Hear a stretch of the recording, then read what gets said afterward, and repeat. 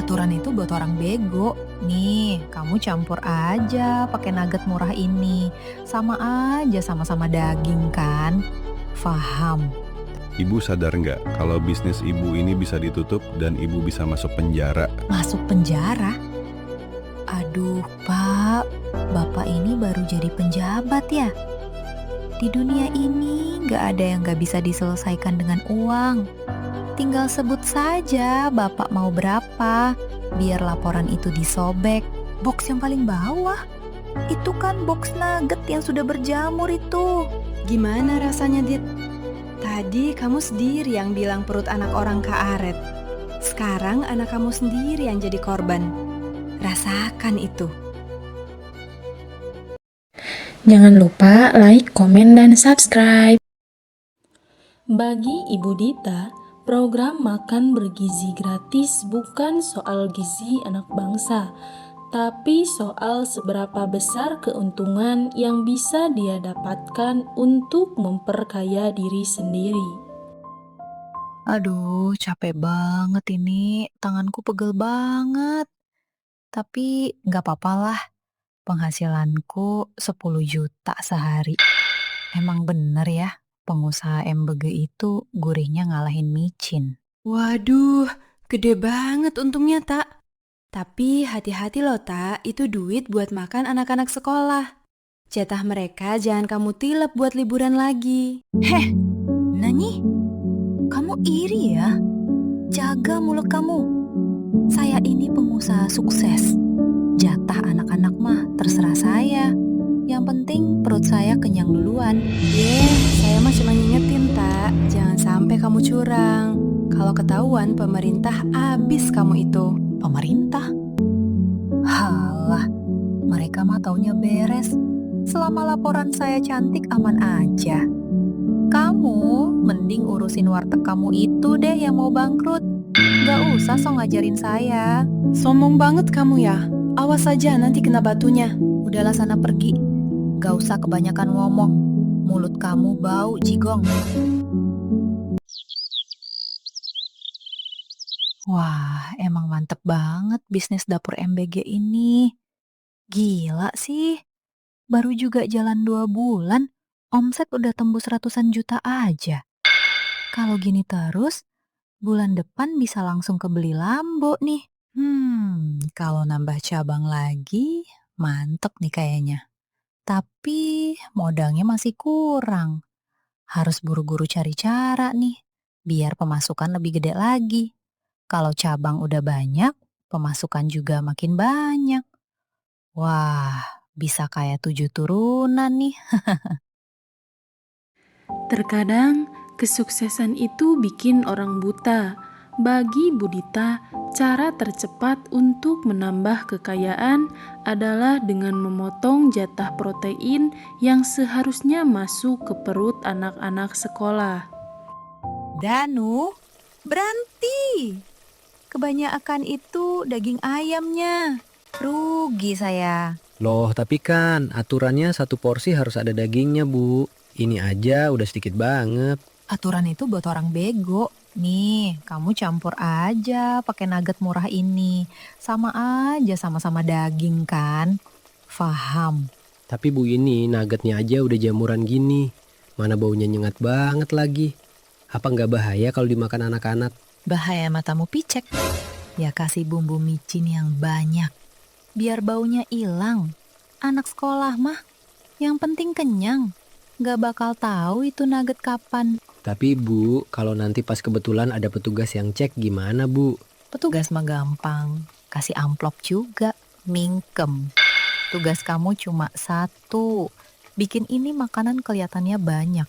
Tapi modal tekan sekecil mungkin. Saya mau buka cabang baru. Biar cekep kekumpul modalnya. Iya Bu, siap, saya kerjain. Gitu dong. Ingat ya, kamu itu kerja sama saya. Buat cari duit. Bukan buat jadi pahlawan, Gizi. Sepandai-pandainya orang menyimpan bangkai, akhirnya akan tercium juga. Apalagi jika orang yang menyimpannya adalah orang yang serakah, yang hidungnya cuma berfungsi saat mencium bau duit. Buset, Ta, Budita, kamu lagi masak apa sih? Kok bau banget? Apa sih Bu Nina? Ribut amat. Ini bau apa, Tak? Kok bau asamnya nyengat banget sampai ke jalan? Kamu masak daging beneran atau daging busuk sih? Heh, jaga ya itu mulut kamu. Ini tuh bau bumbu rahasia dari luar negeri. Orang kampung kayak kamu mana ngerti hal kayak gini. Kalau bumbu mah wangi, ini mah bau bangke. Jangan-jangan kamu beneran curang ya? Curang mata amu. Kamu itu jangan ribet, jangan ikut campur urusan orang. Ini dapur embege punya saya. Kamu jangan so tahu. Gila kamu ya?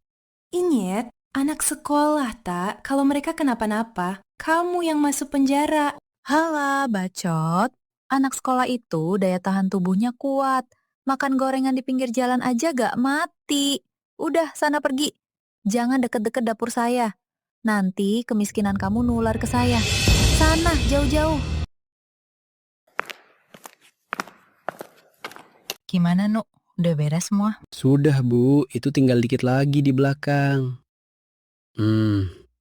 Kenapa, Nu? Ada yang salah? Anu Bu, itu nuggetnya kelihatan banget berjamurnya. Bau asamnya juga masih kecium. Padahal udah saya kasih micin yang banyak. Iya, ya, udahlah, gak apa-apa. Nu itu juga sama aja daging. Ntar kalau ada yang komplain, kayak yang kemarin-kemarin, gak usah didengar. Gak bakal ada yang berani komplain langsung ke pusat juga. Pokoknya kita harus keluar modalnya tipis, biar untungnya makin gede. Beneran gak apa-apa Bu? Kamu bawel banget sih, Nuh. Ribet tau gak? Udah jangan banyak cincong. Cepet bawa semua catering yang udah siap ke depan, biar cepet dianterin. Saya juga udah gak kuat sama baunya. Iya Bu, saya bawa ke depan sekarang. Sepandai-pandainya kamu main kucing-kucingan sama aturan, kamu harus ingat, kalau nasib buruk bisa datang lewat orang yang gak bisa kamu sogok dengan senyuman palsu. Selamat siang, saya Rudi dari tim pengawas pusat. Saya mau mengecek kualitas makanan hari ini. Waduh, Pak Rudi, kok gak berkabar kalau mau datang? Ayo, Pak, duduk di dalam. Adem ada AC-nya. Biar saya pesankan kopi paling mahal dulu ya. Gak usah Bu, saya di sini mau kerja, bukan mau ngopi. Saya mau lihat langsung isi box MBG yang udah siap kirim itu. Waduh, Pak, itu kan sudah di-packing rapi.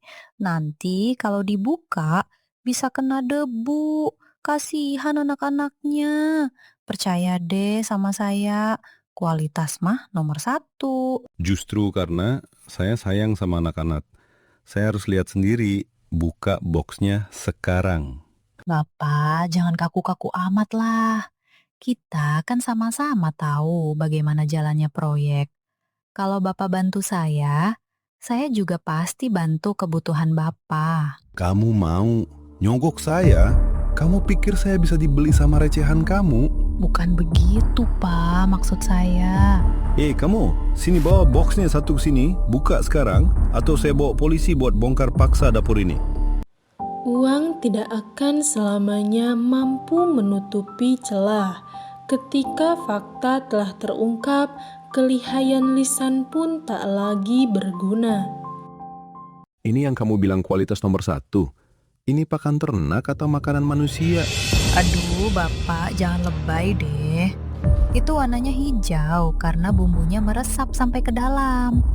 Itu justru tandanya enak, Pak. Kamu pikir saya bodoh? Ini jelas-jelas barang sisa yang sudah mau busuk. Kamu tega ya ngasih makan gini ya ke anak sekolah? Alah, Pak, anak sekolah zaman sekarang mah. Perutnya karet. Makan ginian doang mah, paling cuman mencet dikit. Besoknya juga sembuh. Yang penting kan mereka makan gratis. Harusnya mereka berterima kasih sama saya dong, Pak. Tutup mulut kamu. Kamu sudah melanggar kontrak dan sudah membahayakan nyawa orang banyak demi keuntungan pribadimu sendiri. Loh, kok Bapak malah marah? Bapak minta berapa? biar masalah ini cepet beres. Sebut saja Pak angkanya. Saya lagi banyak duit nih, hasil dari MBG. Kamu tuh bener-bener gak punya urat malu ya. Saya gak butuh duit haram kamu. Kamu yang kerja di sini, makanan ini jangan dikirim ya, bahaya ini. Hei Danu, awas aja ya kalau kamu berani buang makanan ini. Kamu itu kerja sama saya, bukan sama Pak Rudi. Budita berpikir dengan uang dan lidah yang tajam, Budita bisa lolos dari jeratan hukum. Padahal saat ini Budita sedang menggali kuburannya sendiri dengan kesombongan yang tidak ada habisnya. Udah belum ngelisnya Pak? Lama benar. Gak lihat ini, saya mau ke salon. Saya ada janji mau perawatan muka hari ini. Bisa-bisanya ibu masih kepikiran buat pergi ke salon di situasi kayak gini? Ibu sadar nggak kalau bisnis ibu ini bisa ditutup dan ibu bisa masuk penjara? Masuk penjara? Aduh Pak, Bapak ini baru jadi penjabat ya? Di dunia ini nggak ada yang nggak bisa diselesaikan dengan uang. Tinggal sebut saja Bapak mau berapa, biar laporan itu disobek. Simpan uang haram kamu itu. Saya sudah panggil tim penyelidik dan ambulans sini. Karena ada laporan anak-anak di sekolah mulai keracunan. Cuma keracunan dikit doang kan? Nggak bakal mati Pak. Paling cuma bolak-balik ke WC. Gak usah didramatisir deh. Bapak bukan aktor sinetron. Kamu benar-benar manusia yang paling menjengkelkan yang pernah saya temui. Gak punya hati nurani ibu itu. Hati nurani nggak bisa dipakai buat modal jalan-jalan Pak. Yang penting kontrak jalan, cuan lancar. Bapak mending urusan aja tuh gaji Bapak yang imut itu. Gak usah sosokan jadi pahlawan. Hukum alam itu adil. Apa yang kita beri ke orang lain, itu juga yang akan kembali kepada diri kita. Oh, kok ambulan? Siapa tuh nyasar ke sini? Pak polisi bilangin tuh sama supirnya. Jangan parkir sembarangan di depan usaha saya. Ibu Dita, Lisna pingsan di sekolah setelah makan siang tadi. Hah? Kok bisa? Lisna kan saya kasih uang jajan buat dia makan di kantin mahal. Gak mungkin kan dia makan box MBG saya? Maaf Bu, tadi pagi Non Lisna ke dapur. Katanya dia lupa bawa uang jajan, terus dia bawa box MBG dari dapur yang paling bawah. Hah? Box yang paling bawah?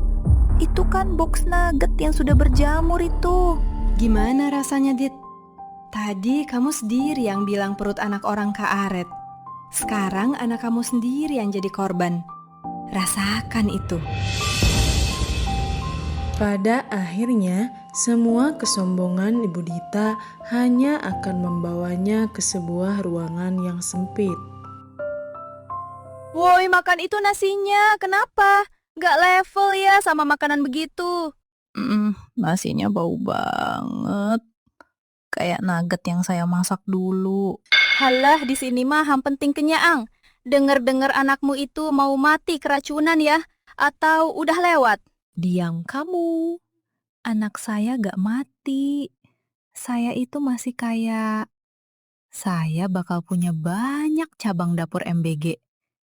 Besok juga saya pasti keluar dari sini. Keluar kemana? Lu gak denger tadi? Semua aset lu itu udah disita. Lu itu sekarang cuma sampah. Gak mungkin. Saya ini masih kaya, bahkan penjara ini saja bisa saya beli. Harta saya gak bakal habis 7 turunan. Ih anjir, emang beneran gila. Males amat satu sel sama orang gila kayak dia. Keserakahan adalah racun. Ambisi Budita untuk memperkaya diri dan membuat cabang kedua dengan cara memotong anggaran gizi membuktikan bahwa keserakahan tidak akan cukup sampai akhirnya menghancurkan pemiliknya sendiri.